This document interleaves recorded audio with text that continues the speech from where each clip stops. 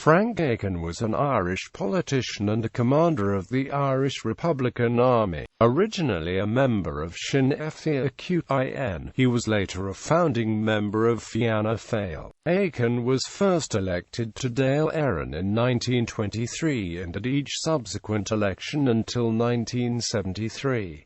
Aiken served as Minister for Defence, Minister for the Co-ordination of Defensive Measures, Minister for Finance and Minister for External Affairs. He also served as Minister for Lands and Fisheries. Aiken served as Taoiseach of Ireland from 1965 until 1969.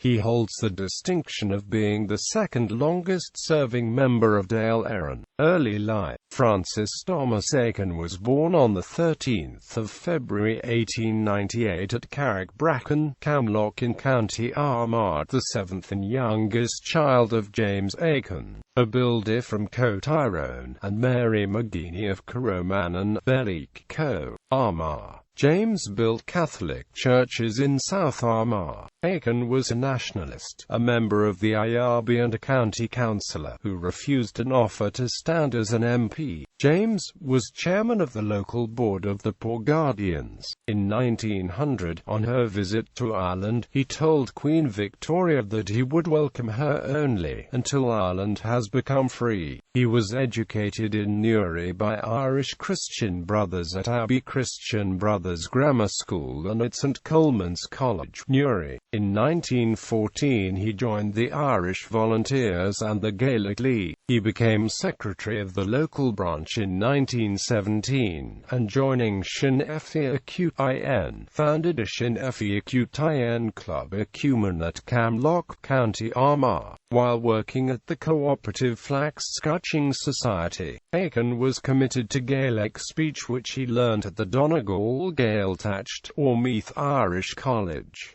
Activist and organizer, Aiken was 6 feet tall as a teenager, and owing to this was elected lieutenant of the local Irish Volunteers. He got his first taste of politics helping Eamon de Valera in the Clare election of July 1917, while an active Sinn Féin officer of Camlock Club. At the Rowdy by-election at Bessbrig in February 1918, Aiken was elected a captain of volunteers, stewarding electioneering. As Comhail Sianter, it was job to be chief fundraiser for the Dublin executive responsible for the Dáil loan, the first to be issued by the Dáil Éireann. He was quickly promoted through the ranks, rising to Commandant of Newry and then Brigadier of 4th Northern. The area he controlled extended to northern County Louth, southern and western County Down, parts of counties Tyrone and Antrim, and all of County Armagh from at least March 1921.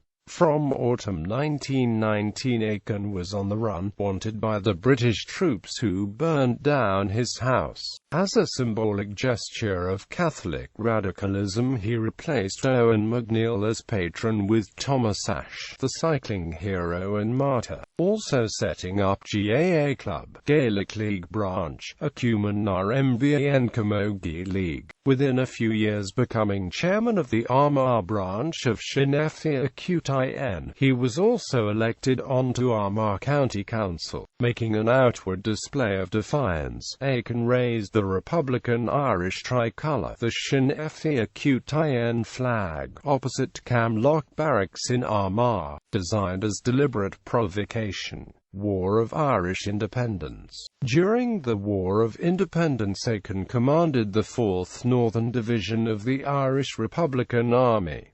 Aiken was notable by his absence when Gen. O'Malley called a commanders' meeting to GHQ on the truce of 27 July 1921.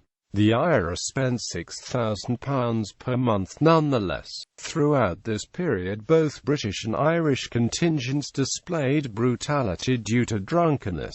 For example, Aiken was forced to dismiss 2 of his officers for breach of discipline. Mulcahy was instructed to issue orders to all commanders to this effect. Although Aiken had a continuously skeptical relationship with Mulcahy and the GHQ staff when when the first ever circular reached his command from the Minister of Defense on the Republic's new army reorganization of 15 September 1921. Irish Civil War. Alike to de Valera-Aiken was an anti-treaty Northern Sinn Féiner, but after many months the Republicans were in a weaker position. Moreover, the movement was bitterly divided about how to treat Britain's offer to cease military operations in Ireland. What they objected to was to exchange one Governor-General for another under the Free State, without sole and total control of the government. De Valera would only accept an independent republic. Piers Beasley and Arthur Griffith pleaded for peace and tranquility to return to a living Irish nation. When the treaty was signed on the 22nd of December 1921,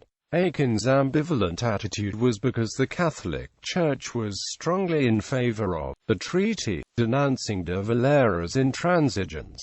Many of the IRA in the north who had once opposed it finally agreed. Sean Massenti was among those who had seen the Royal Irish Constabulary Specials and Black and Tan murder gangs wring legitimacy out of sectarian violence. They could no longer deny the compelling reality of Ulster's partition.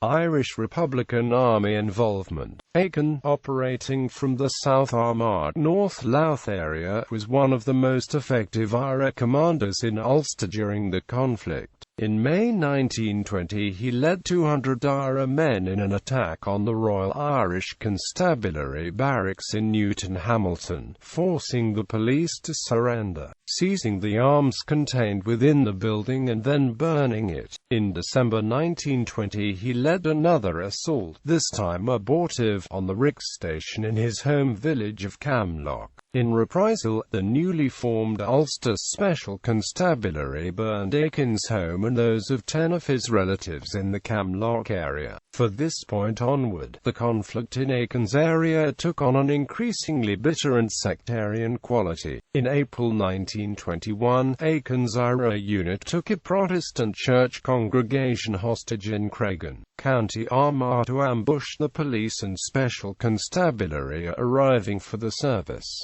One special was killed in the ensuing ambush. Although Aiken then released the Ulster Protestant civilians unharmed, the incident heightened local sectarian animosity. Starting the following month, the Special Constabulary started shooting Catholic civilians in revenge for IRA attacks. In June 1921, Aiken organised his most successful attack on the British military, when his men detonated a mine under a British troop train headed from Belfast to Dublin, killing the train guard, 3 cavalry soldiers and 63 of the horses. Shortly afterwards, the specials took 4 Catholics from their homes in Besbrick and Altneve and killed them. The cycle of violence continued in the area in the following year. Despite a formal truce with the British from the 11th of July 1921, Michael Collins organised a clandestine guerrilla offensive against the newly created Northern Ireland in May 1922. Despite being responsible for the Ulster Council Command in January 1922, which has been described as a genuflection to the Unionist doctrine of Ulster's separateness, the Collins and the Griffith government began a dual monarchism policy that, according to de Valera, was the end of the Republic and the Republican ideal. For reasons that have never been properly determined, Aiken and his 4th Northern Division never took part in the operation, although it was planned that they would.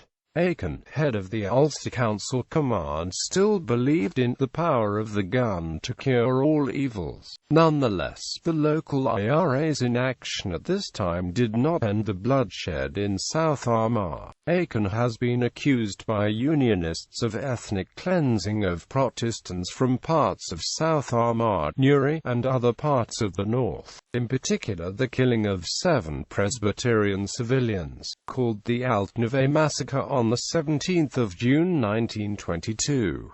Aiken and over 200 men were arrested and imprisoned in Dundalk jail for pretending to remain neutral. The Irish split over the Anglo-Irish Treaty of 1921, and this left Aiken ultimately aligned with the anti-treaty side in the Irish Civil War in spite of personal efforts to prevent division and civil war. Aiken tried to remain neutral, and after fighting broke out between pro- and anti-treaty units in Dublin, he wrote to Richard Mulcahy on 6 July 1922 calling for a truce and the removal of the oath of allegiance from the Free State Constitution. On 17 July, Aiken's division issued a manifesto outlining his differences with Beggar's Bush GHQ. After the assassination of Collins in August 1922, Aiken could not support the Irish Free State, as civil war became inevitable. After just 10 days' imprisonment, he was freed in a mass escape of 100 men from Dundalk prison on 28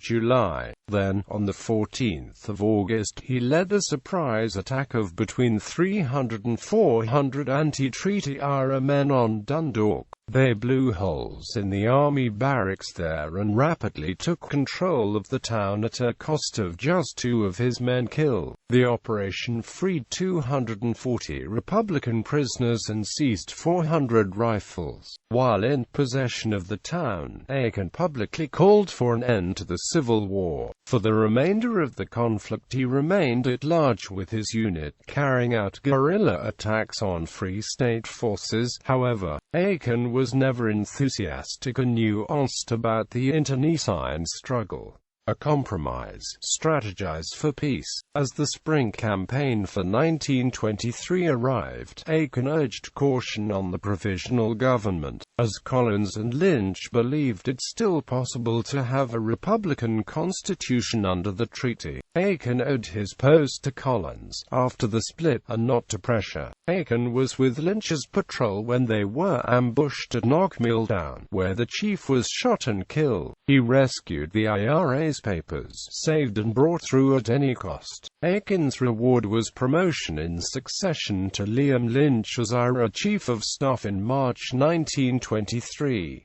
He had a mutual understanding and respect for de Valera, when ended the war by proclamation on 27 April, and he was permitted to wander Coama unmolested. As chief he issued the ceasefire and dump arms orders on 24 May 1923 that effectively ended the Irish Civil War. He remained Chief of Staff of the IRA until 12 November 1925. In the summer of 1925, the anti-treaty IRA sent a delegation led by Pa Murray to the Soviet Union for a personal meeting with Joseph Stalin, in the hopes of gaining Soviet finance and weaponry assistance. A secret pact was agreed where the IRA would spy on the United States and the United Kingdom and pass information to Red Army military intelligence in New York City and London in return for £500 a month. The pact was originally approved by Aiken, who left soon after, before being succeeded by Andrew Cooney and Moss Twomey, who kept up the secret espionage relationship. Founder of Fianna Fáil and government minister, Aiken was at the April 1925 commemoration ceremony at Dundalk, but by March 1926,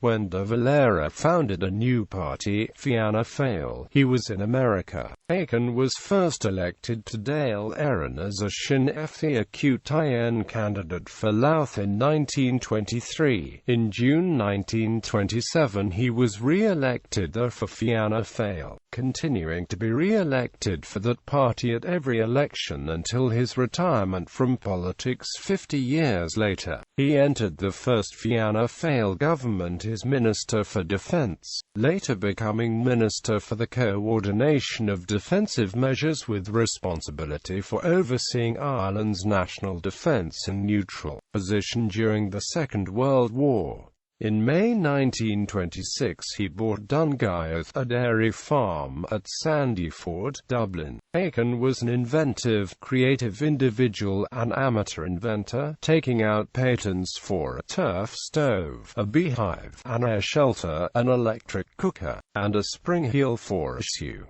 Clash with the Governor-General. Aiken became a source of controversy in mid-1932 when he, along with Vice President of the Executive Council Sean T. O'Kelly, publicly snubbed the Governor-General of the Irish Free State, James McNeill, by staging a public walkout at a function in the French legation in Dublin. McNeill privately wrote to Eamon de Valera, the President of the Executive Council, to complain at what media reports called the boorishness of Aiken and O'Kelly's behavior. While agreeing that the situation was regrettable, de Valera, instead of chastising the ministers, suggested that the Governor-General inform the Executive Council of his social engagements to enable ministers to avoid ones he was attending. Aiken had in March 1932 been trying to reach a new rapprochement and reconciled the army to the new regime. On the 9th of March he visited Republican prisoners in Arbor Hill Prison. Released the next day, he was given the vice presidency agriculture to James Ryan. At the Ottawa Conference, he advised on the usage of cutting peat bogs in County Meath, and visited Curracamp to use the turf to accelerate land distribution to the poor tenantry.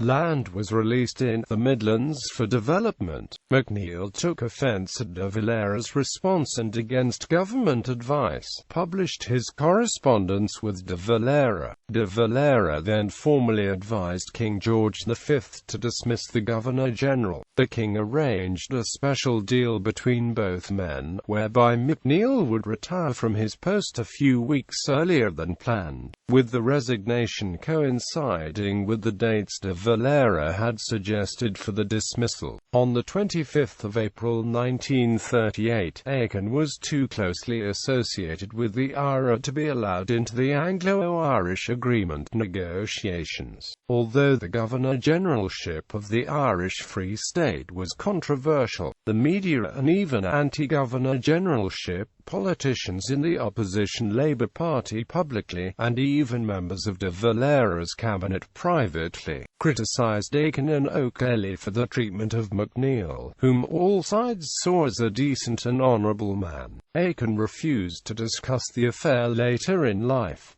De Valera later made amends by appointing Mrs. McNeill as an Irish ambassador, Minister for the Co-ordination of Defensive Measures. Aiken was appointed to this post by de Valera at the outbreak of the Second World War in 1939.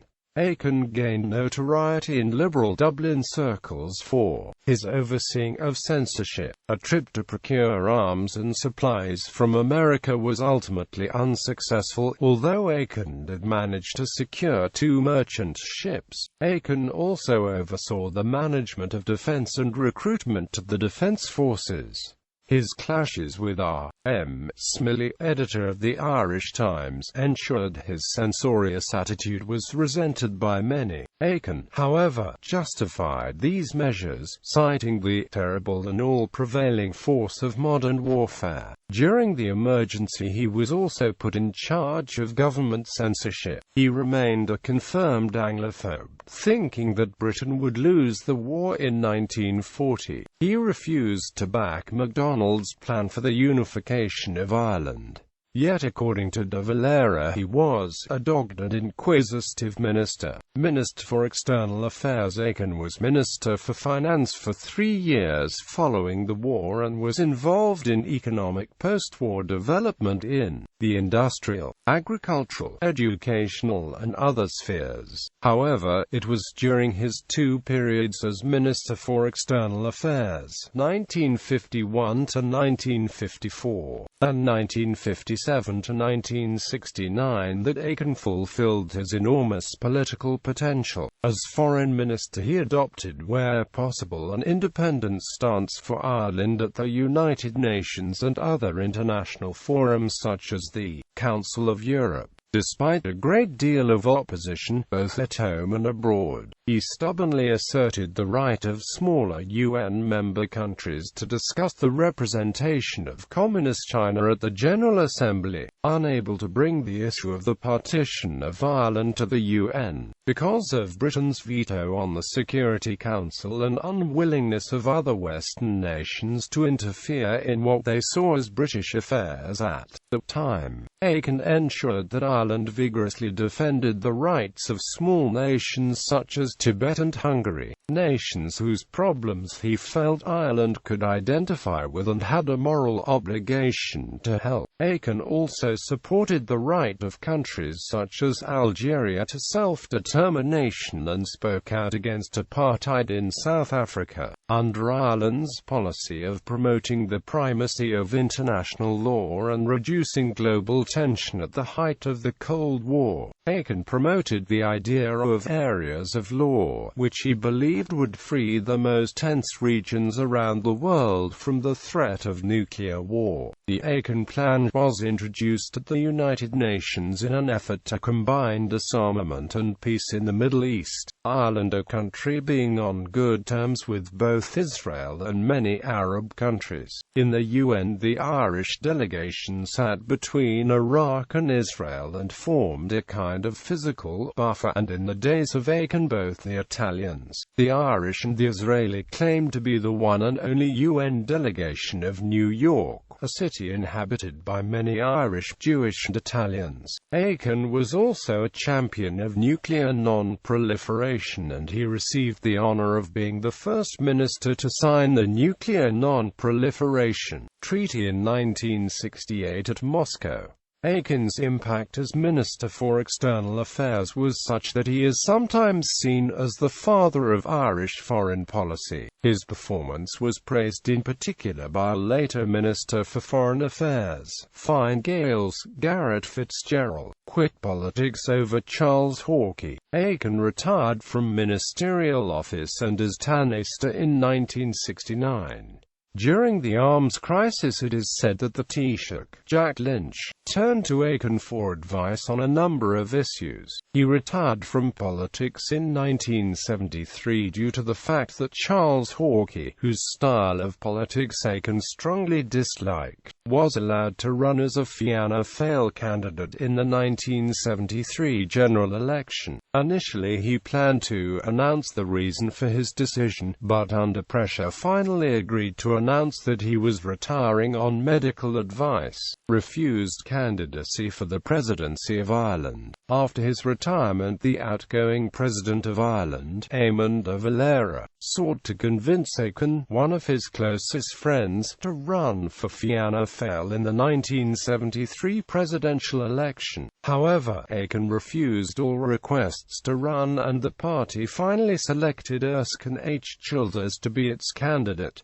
Childers won the election. In 1966, Aiken was appalled by the candidature of Charles Hawkey, who was an open anti-partitionist. When Jack Lynch, the Taoiseach and friend, announced his retirement and future rise owed to Hawkey, Aiken refused to serve. Hawkey was a shrewd but corruptible campaigner, running a gang of 500 businessmen out of Gresham's Hotel, Dublin, to raise funds for his cause. Hawkey's support for the Provisional IRA's bombing war was eventually exposed as in defiance of Aiken's warnings and persistent advice. Clash with Ernest Blythe. Shortly before his death, former Cumann An Minister Ernest Blythe accused Aiken of rudely snubbing him in public throughout his political career. He said that, because of his support for the treaty and Aiken's opposition, Aiken would pointedly turn his back on him whenever they came into contact. Aiken's continuing bitterness towards Blythe was in contrast with the cross-party friendship which had developed between their colleagues Sean Massenti and Desmond Fitzgerald, who, after the divide, re-established relationships and ensured their children held no Civil War bitterness.